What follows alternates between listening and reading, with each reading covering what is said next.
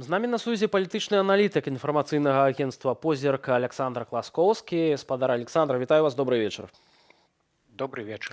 Спікер Координацыйнай рады Андрэй Ягораў ужо адказаў на гэтую заяву аб'яднанага пераходнага кабінета, заявіўшы, што больш проста няма сілаў адцягваць гэтыя выбары, але і так зацягнулі з гэтымі выбарамі.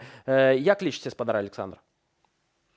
Ну, тое, што зацягнулі, гэта безумоўна, таму што, нагадаю, першапачаткова была задума зрабіць альтэрнатыву так званым лукашэнкаўскім бязвыбарам, гэтаму вось адзінаму дню галасавання, які быў 25 лютага. Мыслілася так, што ў гэты ж дзень будуць арганізаваны вось сапраўды дэмакратычныя выбары ў прагрэсіўны гэты орган, координацыйную раду, і гэта будзе такая процівага, наш адказ Чэмберлену, так бы мовіць. Ну, гэта горкая іронія, таму што нічога не атрымалася з гэтага і сарвалі тэрміны. Проста таму, што загрузлі у нейкіх там тэхнічных момантах, якую выбарчую сістэму, там на пачатку перамудрылі, 3 галасы кожнаму выбаршчыку, там чорт нагу зламае сапраўды. Ну, вось і страцілі час. Але мы бачым, што і цяпер, ну, лепей позна, чым ніколі, так бы мовіць. А тут аказваецца, што на сённяшні дзень мы маем, ну, сапраўды такі конфликт паміж галінамі ўлады.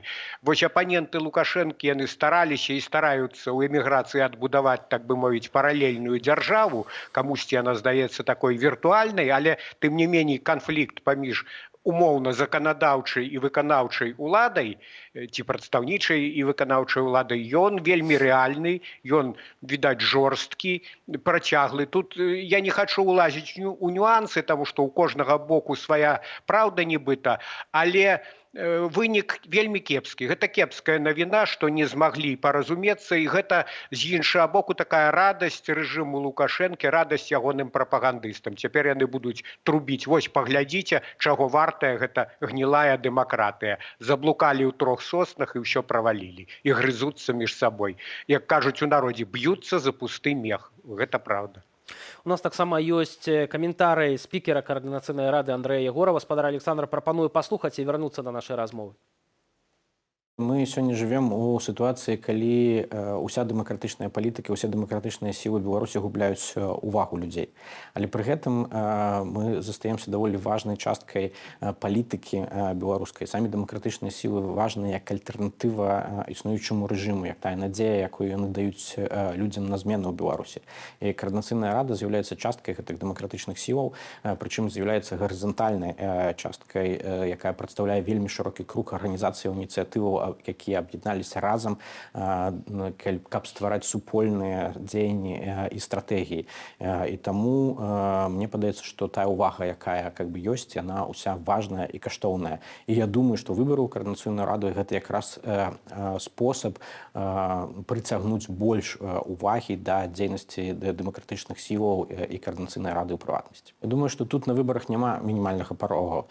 Ізноў-такі выкарыстанне вось гэтых паняткаў парог выбараў у выборах у Координацыйную раду, якая не з'яўляецца дзяржаўным органам, не з'яўляецца сапраўды нацыянальным парламентам. Гэтыя выборы не праводзяцца ў сітуацыях адкрытай дэмакратычнай краіны. У нас шматлікія абмежаванні на ўдзел выбаршчыкаў тут, і таму пераносіць усе стандарты нацыянальных выбараў на выборы ў Координацыйную раду мы не можам. Я буду рады любой колькасці выбаршчык, якія прагаласавалі. Канешне, я спадзяюся, што іх будзе шмат. Я спадзяюся, што іх будзе 50, а можа нават больш тысячаў. Але гэта будзе залежаць ад саміх людзей, якія сочаць за дэмакратычнай палітыкай, і ад кандыдатаў таксама, якія прыйдуць змагацца за месцы ў Координацыйную раду, ад тых ідэяў, якія яны будуць прыносіць, ад тых кампаній, якіх яны будуць рабіць. І мне падаецца, што вось у залежнасці ад гэтага, што менавіта гэтыя новыя людзі прынясуць для выбаршчыкаў, ад гэтага будзе залежаць і ўвага выбаршчыкаў, і колькасць прагаласаваўшых. Ну, вось мы бачым, што Андрэй Ягораў разлічвае нават на 50 і болей тысячаў чалавек, якія з'явяцца на гэтых выбарах, прагаласуюць. Спадар Александр, на ваш погляд, ці беларусы ўвогуле будуць зацікаўленыя прагаласаваць у гэты протапарламенце, у парламенту замежжа? Не ведаю, як яго яшчэ назваць. Зазначу, што што спадар Ягораў ужо знізіў лічбу, так бы мовіць, болей цяпер ужо такія сціплыя прэтэнзіі, калі не памыляюся, раней называлася лічба 100 тысячаў.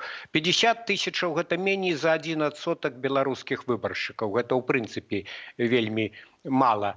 І тут зразумела, што ў няпростай сітуацыі знаходзяцца арганізатары гэтых выбараў, таму што сёння ў Беларусі атмасфера рэпрэсіі, атмасфера страху, і проста людзі, нават палітызаваная публіка, можа б і хацеў чалавек прагаласаваць, але ён баіцца.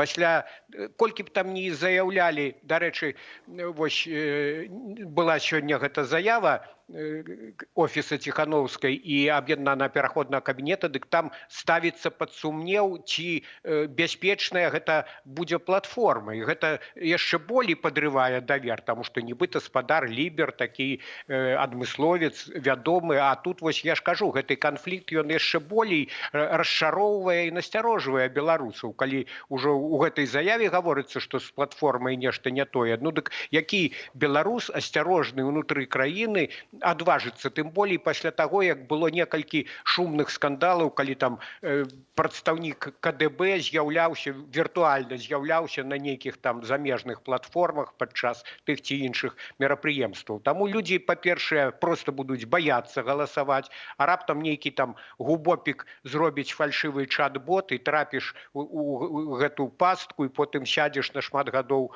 у турму. Нічога сабе прагаласаваў. Вось, гэта першы момант. І па-другое, сапраўды, на сённяшні дзень гэта аб'ектыўная такая драматычная рэальнасць, што замежныя структуры, яны ўжо болей выглядаюць як структуры імігранцкія, якія працуюць на інтарэсы вось тых выціснутых у эміграцыю беларусаў, якія там апынуліся не па сваёй волі. І гэта таксама важная праблематыка, займацца іх легалізацыяй, адстойваць іх правы, там вырашаць пытанні пашпарта новай Беларусі і гэтак далей. Але для людзей унутры краіны, ну гэта не тыя тэмы, якія іх надта будуць грэць.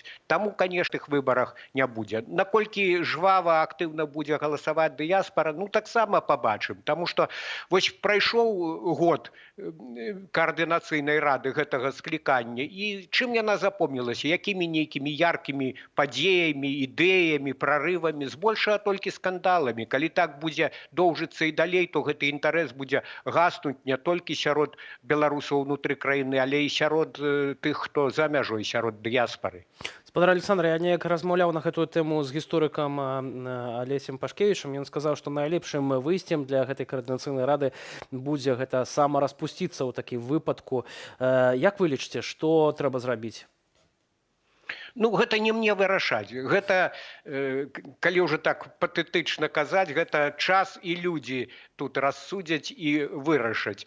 Я думаю, што з аднаго боку у таго ж Ягорава і ягоных калег ёсць нейкі маральны абавязак усё ж такі давесці гэту справу до конца. Яны і так, між іншым, гэта ўжо забылася, але ж яны такім, скажам, наўпрост валюнтарыскім шляхам прадоўжылі свае паўнамоцтвы. У лютым, 8 лютага, калі не памыляюся, ўжо скончыліся дэ-факта, кадэнцыя скончылася гэтага склікання. Таму трэба неяк кропку паставіць, хай сабе ў траўні, лепей позна, чым ніколі.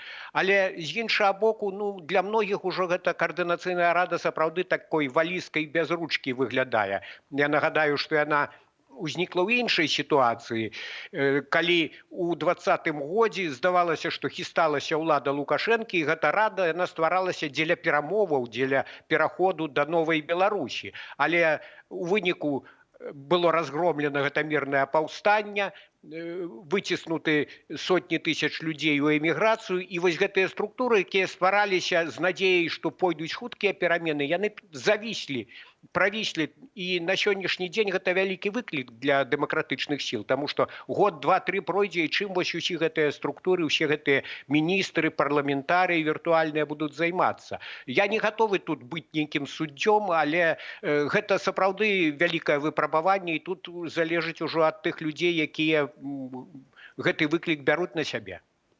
Дзякуй вам вялікі за ваше меркаванне, за гэтую размову. Александр Класкоўскі, спадарства, палітычны аналітык інфармацыйнага агенцтва «Позірк» быў з намі на відэасувязі.